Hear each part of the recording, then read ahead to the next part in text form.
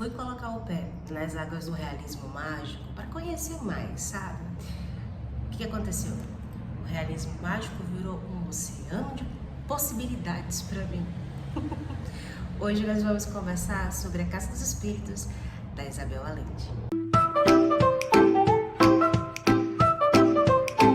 Tudo bem com você? Antes de mais nada, já vou avisando que esta resenha foi para a playlist de livros lidos, mostrados na série Gilmore Girls. Lá na playlist, o primeiro vídeo está explicando direitinho qual é essa minha ideia. E sim, este livro aparece na série Gilmore Girls. Não foi só essa a razão que me fez querer ler esse livro, na verdade foi uma mistura bem diversa. Para começar, quem é dos anos 80, anos 90 que nem eu, vai lembrar, vou colocar aqui a capa do filme baseado no livro, de 93. Eu lembro que eu via a capa do livro, eu via a capa do filme e tava ali Meryl Streep, Winona Ryder, enfim. E eu pensava, aquela capa, aquela aura toda, é um filme de espírito, não é muito a minha praia, né? Não vou me interessar tanto assim. E aí eu conectei essa ideia de achar, por causa do filme, da capa, da ideia, do título, que era um livro sobre espíritos, tararará, e pelo que eu conversei com algumas pessoas, era uma ideia até comum. E aí, quando eu me aventurei a querer saber mais de onde vinha aquele tal gelo que a Aureliana e o pai conheceram, e ele relembrou diante do pelotão de fuzilamento, nos 100 anos de solidão, eu comecei a ler, comecei a botar o pé, a querer entrar mais. E sabe, 100 anos de solidão é basicamente um dos livros mais conhecidos e principalmente um dos livros mais conhecidos do realismo mágico. Eu pensei, gente, eu já vou começar assim, de frente pro gol? Não, pera, deixa eu me preparar espiritualmente para isso. E foi aí que eu lembrei da Casa dos Espíritos e pensei, tá, vamos começar aos poucos. Era o que eu imaginava, né? E agora eu fico pensando, 100 anos de solidão barra mesmo A Casa dos Espíritos? Tem um monte de gente aí, tá, pelo amor de Deus, 100 anos de solidão, né? Inclusive, quando eu preparei para fazer essa resenha, conversar com vocês e tudo mais, eu dei uma olhada de uma forma geral sobre pessoas que leram 100 anos de solidão, A Casa dos Espíritos. E aí eu vi algumas pessoas comentando que a Isabel Allende bebeu até demais da fonte do Gabo, 100 anos de solidão, e tem algumas coisas aqui que parecem ser muito próximas demais para ser apenas inspiração. Mas quando eu for ler 100 anos de solidão, aí eu faço aí uma comparação, para fazer uma ideia geral do que realmente é inspiração ou não. Mas cá entre nós, eu ainda penso muito em Clara e ela flutuando, e nos diários da vida, na verdade, os cadernos da vida de Clara. Me motivou a começar a escrever também, voltar a escrever também.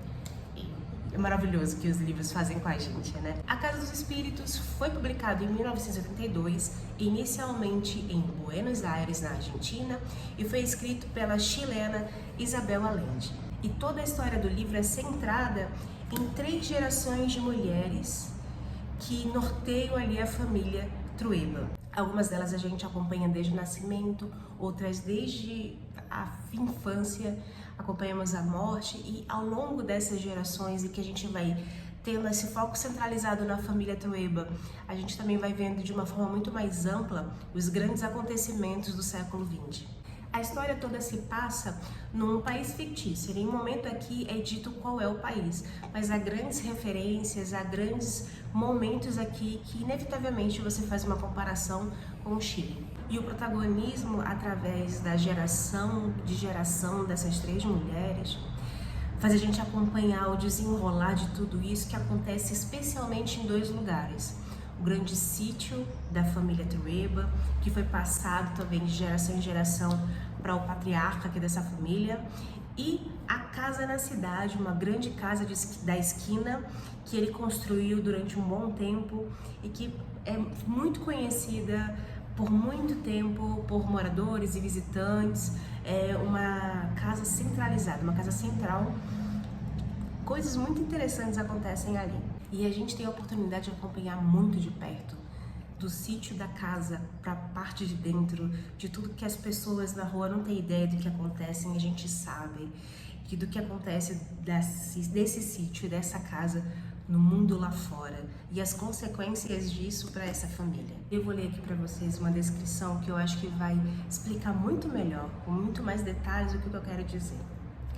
Essas mulheres, femininas e fortes, enfrentam com coragem as paixões, os dramas familiares e os acontecimentos turbulentos de suas épocas.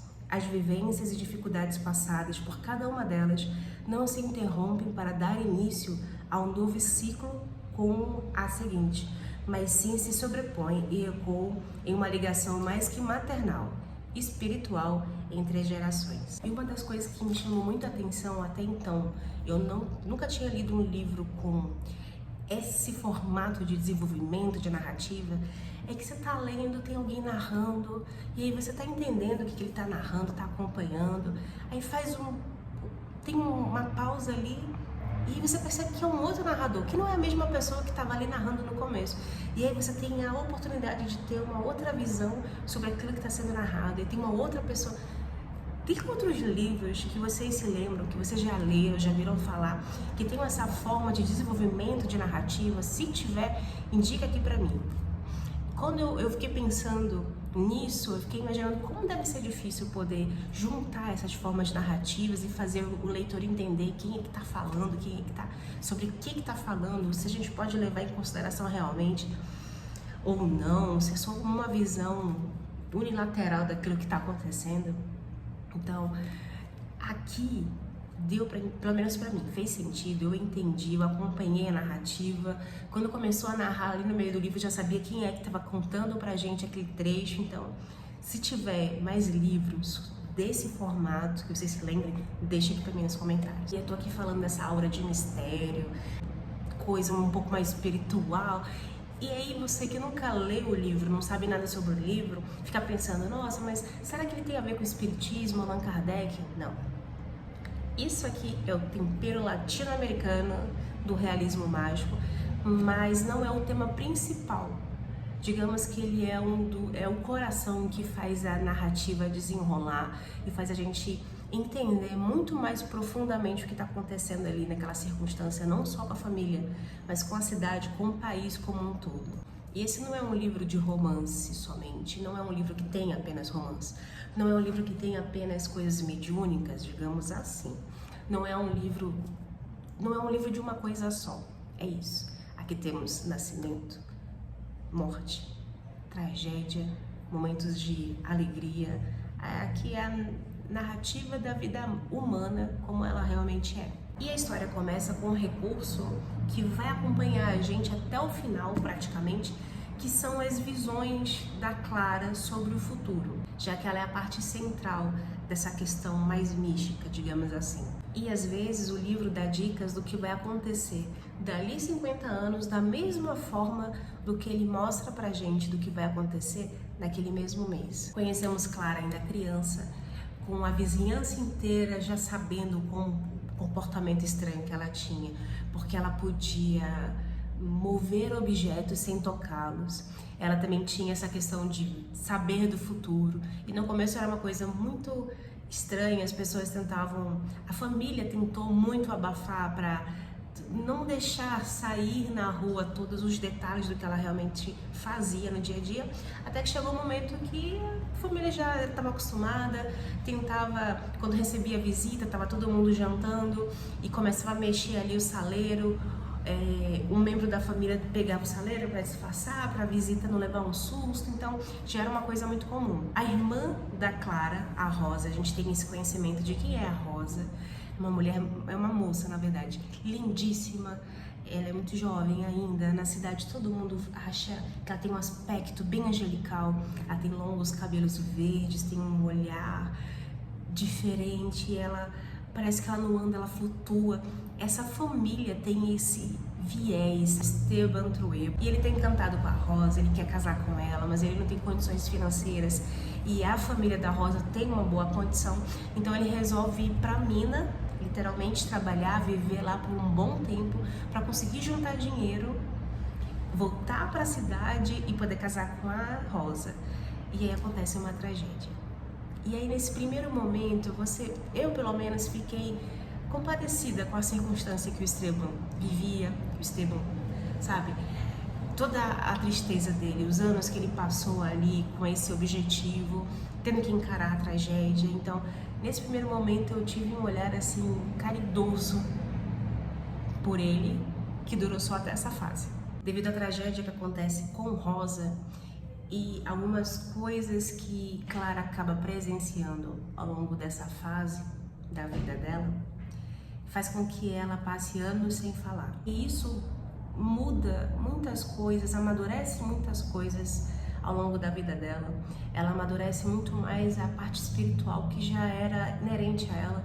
E com o tempo a família entende que ela não tem um problema nas cordas vocais, ela não tem um problema, ela não fala porque ela não quer. E em algum momento ela vai voltar. Inclusive Clara prevê a morte da irmã.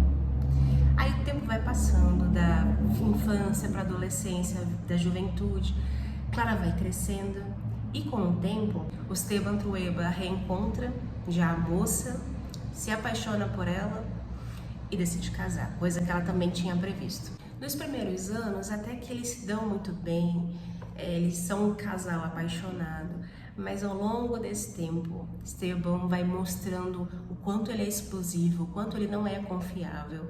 Isso faz com que Clara vá ficando cada vez mais dentro de si, cada vez mais calada, observadora. E isso vai afastando os dois, até o ponto que Clara, na verdade, parece apenas um fantasma ali na casa, flutuando e vendo as coisas, mas não morando, existindo realmente ali.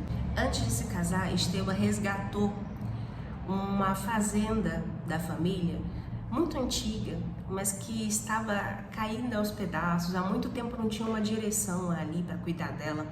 E ele reassumiu ali o posto com a ideia de transformar a fazenda na maior da região. Ele propôs aos moradores ali do vilarejo onde situava essa fazenda que caso eles trabalhassem para o Esteban, eles ajudassem a recriar aquela fazenda, eles não passariam mais fome, estariam mais seguros. Você vê que ele não fala de dinheiro, né? Ele fala de comida, de segurança, trabalhar em prol disso. E assim como o Esteban era focado, determinado para fazer essa grande fazenda ressurgir, ele também usava essa determinação para cometer crimes, abusando de moças do vilarejo, das filhas desses trabalhadores.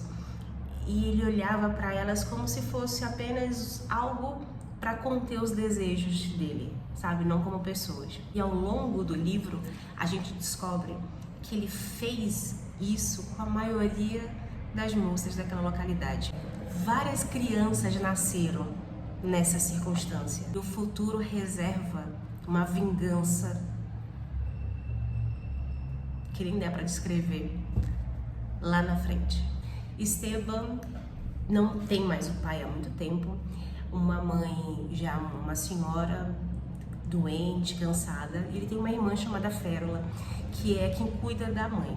Após o falecimento da mãe, ele faz uma proposta para que Férola vá morar com ele na grande casa dos Trueba, e ela se torna uma espécie de governanta e fica extremamente amiga, muito próxima de Clara. A vida vai passando, Clara vai engravidando, e esse processo de gravidez, de como ela volta mais uma vez para internalizar, ter um contato não com o mundo, mas com ela mesma.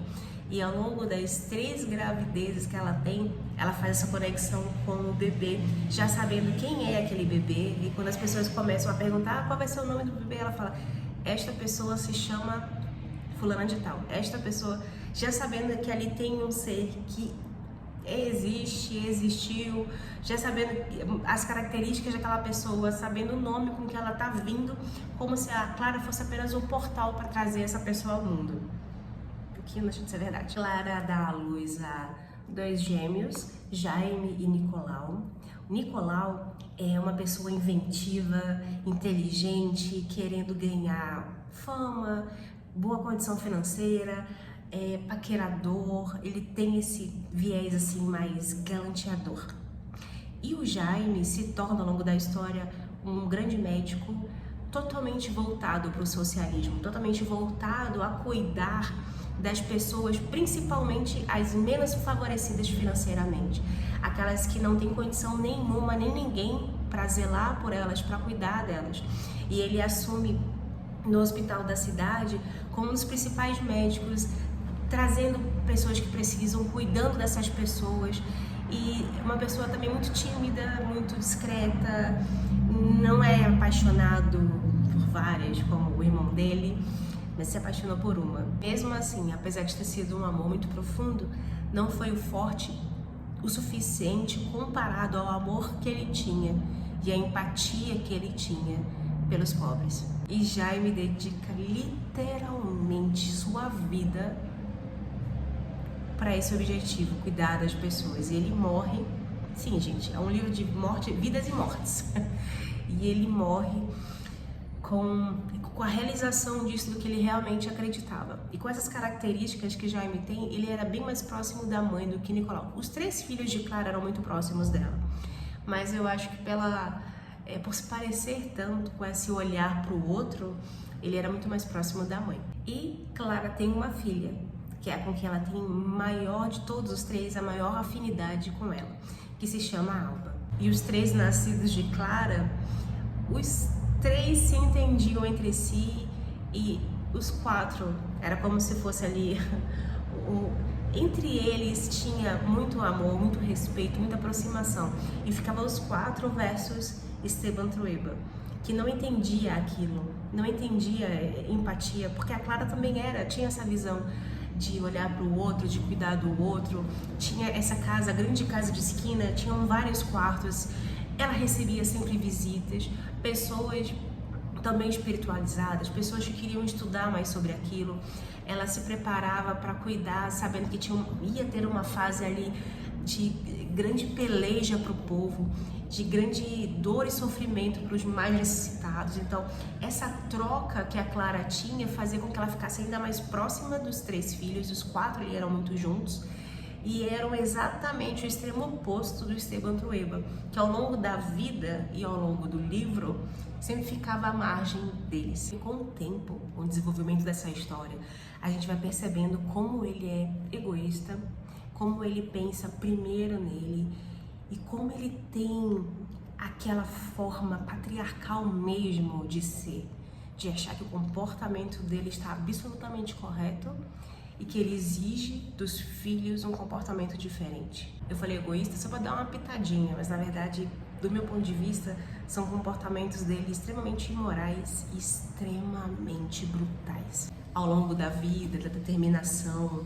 do jogo de poder, Esteban vai ganhando cada vez mais dinheiro, a fazenda vai ficando cada vez mais conhecida, extremamente produtiva. Isso faz com que ele também queira fazer mais investimentos. E com o tempo, Esteban se torna uma das pessoas mais ricas e, consequentemente, mais influentes daquela localidade. E cada um dos personagens que vão sendo apresentados pra gente, a gente vai conseguindo acompanhar realmente boa parte da vida, o que sentia, como Férola, por exemplo, que era a governanta, era irmã de Esteban e próximo também dos sobrinhos, e se encantava com Clara, até mesmo ela que tinha uma participação não tão protagonística, digamos assim, como Clara, como a filha e a neta e Esteban, mas mesmo assim personagens um pouco menores, digamos assim, até mesmo eles a gente vai acompanhando o desenrolar da vida, como é que chega no final da vida e o que acontece. Isso é muito bacana no livro.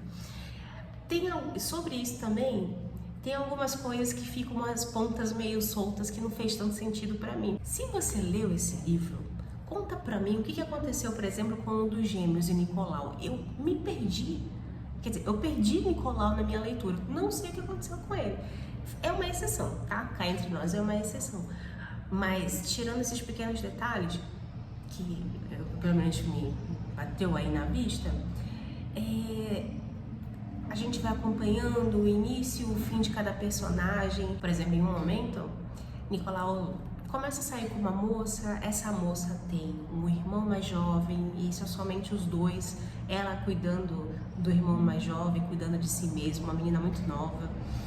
E acontecem circunstâncias, ela acaba engravidando, mas Nicolau não queria ser pai. O que vai acontecer agora? Jaime cuida dela, né, aquela característica de empatia dele, e isso faz com que ele acabe se aproximando e se apaixonando por ela, até mesmo ela, nesse ínterim, assim, a gente sabe o que acontece com ela ao longo do livro, tem um desfecho ali pra ela. Então eu gosto muito disso, né? Você vai acompanhando, você se apega a um personagem, não gosta de outro, e se ele se solta assim no meio do livro e você não sabe o que acontece, não sei você, mas eu fico pensando, e aí? O que aconteceu com o Nicolau? Não entendi. Então se você sabe, por favor me conta. Conversei com pessoas que gostaram muito desse livro, com pessoas que não gostaram desse livro, e fez sentido as duas explicações, mais de várias pessoas, tá? É legal a gente poder ir conversando e, vou começar a ler esse livro, por isso que é legal poder falar sobre os livros que a gente vai ler ao longo do ano, porque alguém se interessa, eu acabei de ler, não, eu vou ler junto, que eu também estava querendo ler, e você vai começar a ler. Então, rolou essa conversa e eu entendi. Tem algumas coisas, pelo que as pessoas falaram, que é próximo demais para ser somente inspiração de 100 anos de solidão, mas que o desfecho não ficou assim tão bom. Eu senti aquelas pontas soltas, né, como eu havia dito, mas para mim valeu muito a pena essa leitura. E foi uma leitura muito gostosa. O livro não é um livrinho fino, mas eu não acho que seja um calhamação. Ele tem 470 páginas mais ou menos. E como eu falei, não é um livro sobre um tema, é um livro sobre a vida e sobre circunstâncias que aconteceram que Isabel Allende, inevitavelmente você percebe isso, acabou trazendo da sua realidade para o livro. Então assim, é uma leitura que eu vou querer fazer novamente daqui a algum tempo e amadurecer mais algumas ideias. E se alguém me responder o que aconteceu com o Nicolau até lá, eu vou fazer essa releitura e tentar achar ele nessas páginas, tá bom? E aí, já tinha lido A Casa dos Espíritos, já tinha ouvido falar de realismo mágico. Pelo que eu andei lendo, pesquisando, ele iniciou mais ou menos na década de 60, 70, agora do século passado. Dizem que ele é considerado uma resposta latino-americana à literatura fantástica europeia. É o livro de uma escritora chilena, né? Mas eu, brasileira, lendo, me senti em casa em muitos aspectos. E a gente sente essa aproximação da nossa realidade, ou do que a gente vivenciou quando criança, televisão, a forma como a gente vive, como a gente se enxerga e enxerga outros como são nossos também, diferente de cultura europeia, de cultura estadunidense. Isso enriquece demais e faz a gente botar uma marcação assim na terra. Eu tô aqui, eu entendo esse contexto e eu amei. Você conhecia a Casa dos Espíritos? Já leu? Não leu? Se interessou? Esse foi o livro que eu separei pra gente conversar no mês de janeiro. Tá um pouquinho atrasado, mas está aqui e é isso que importa, não é mesmo? Lembrando que vai ficar na playlist dos livros lidos, conversados, mostrados na série Gilmore Girls, tá bom? Você que me acompanhou até o final desse vídeo, meu muito obrigada, um beijo e até o próximo vídeo do canal.